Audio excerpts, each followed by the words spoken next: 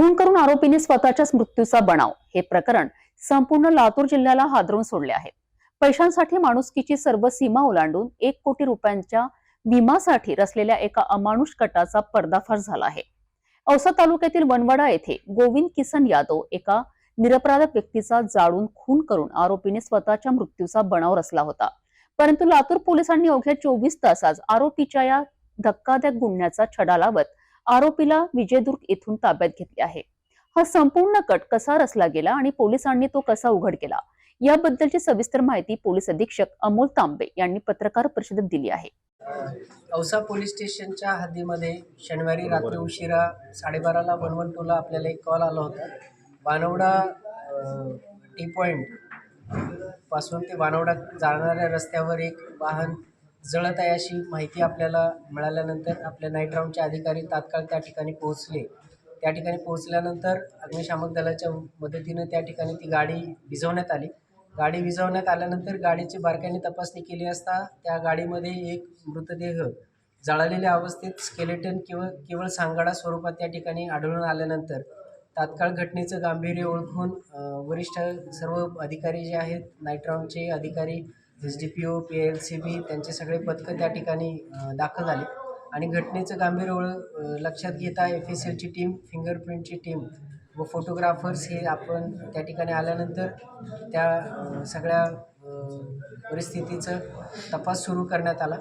त्यानंतर वाहनाचा जो नंबर होता त्या नंबरच्या आधारे वाहनाच्या मालकाचा शोध घेण्यात आला. त्या मालकाचा शोध घेतल्यानंतर असं लक्षात आलं की ते वाहन त्याने त्याच्या नातेवाईकाला वापरण्यासाठी दिलेलं होतं. मग ज्या नातेवाईकाला वापरण्यासाठी दिलं होतं त्याचा शोध घेण्यात आला असता असं निष्पन्न झालं की तो जो नातेवाईक आहे गणेश चव्हाण नावाचा व्यक्ती, तर तो घरातून 10 वाजता गेला आहे आणि तो आता परत घरी आलेला नाही आणि त्याचे मोबाईल बंद आहेत. त्यामुळं प्रथमतः अशी धारणा झाली की जो काही मयत इसम आहे गाडीमध्ये ज्याचा मृतदेह मिळालेला आहे तो गणेश चव्हाणचाच असावा असे प्राथमिकदृष्ट्या त्या ठिकाणी वाटत होतं. त्याच्या आधारावर तात्काळ औसा पोलीस स्टेशन या ठिकाणी अकस्मात मृत्यू दाखल करून त्याचा तपास सुरू करण्यात आला. परंतु दिसत्या परिस्थितीवरनं पोलिसांना संशय आल्यानंतर जो मयत असावा गणेश चव्हाण, या संशयाच्या आधारावर गणेश चव्हाण आणि गणेश चव्हाणची इतर सगळी माहिती काढत असता एका महिलेबरोबर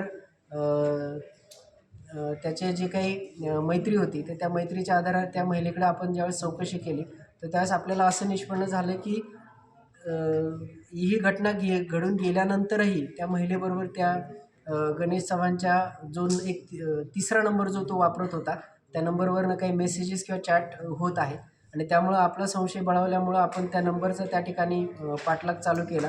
पाठलाग करत असताना आपली जी टीम आहे ती कोल्हापूर आणि कोल्हापूरवरनं पुढे सिंधुदुर्ग, विजयदुर्गपर्यंत गेल्यानंतर उशिरा आपल्याला त्या ठिकाणी गणेश चव्हाण ही व्यक्ती त्या ठिकाणी जिवंत मिळून आली आणि त्यावरून आपली खात्री झाली की जी गाडीमध्ये जो मिळालेला सांगाडा आहे तर तो गणेश चव्हाण याचा नसून इतर कोणाचा तरी आहे.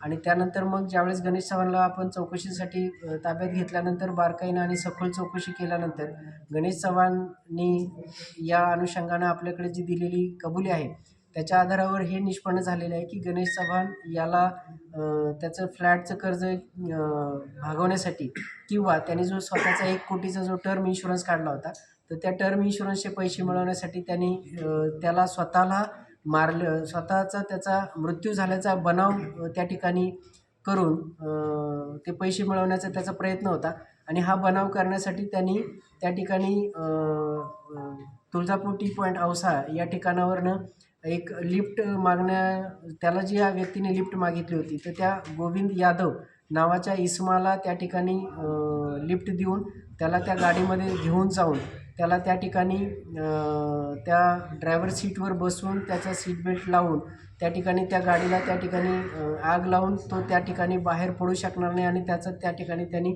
खून केलेला आहे. आणि हा खून केल्यानंतर तो गणेश चव्हाणच आहे हे वाटावं म्हणून त्यांनी त्याच्या हातातलं कडंसुद्धा त्या जो काही मयत इसम आहे तो त्याच्या सीटवरच त्या ठिकाणी ठेवलं होतं जेणेकरून पोलिसांची दिशाभूल व्हावी आणि पोलिसांना गणेश चव्हाणचाच मृत्यू झालेला आहे. इव्हन त्याच्या कुटुंबियांना सुद्धा हेच वाटावं की गणेश चव्हाणचाच मृत्यू झालेला आहे.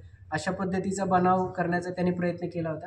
परंतु पोलिसांच्या तपासामध्ये त्याचं हे जे काही बनाव होता तो बनाव उघडकीस आणण्यामध्ये आणि त्यांनी जो काही केलेला हा गोविंद यादव नामक इसमाचा जो खून केलेला आहे तो खून उघडकीस आणण्यामध्ये औसा पोलिसांना आणि स्थानिक गुन्हे शाखेच्या पथकाला त्या ठिकाणी यश मिळालेलं आहे.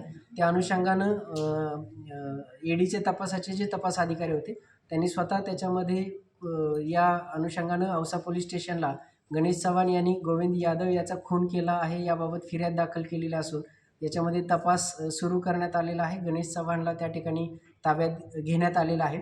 आता या बनाव करण्यामध्ये किंवा हा कट करण्यामध्ये गणेश चव्हाणला इतर काही कोणी साथ दिली आहे का, तर या अनुषंगानं तपासामध्ये पुढील ज्या काही सर्व बाबी आहेत त्या निष्पन्न होतील.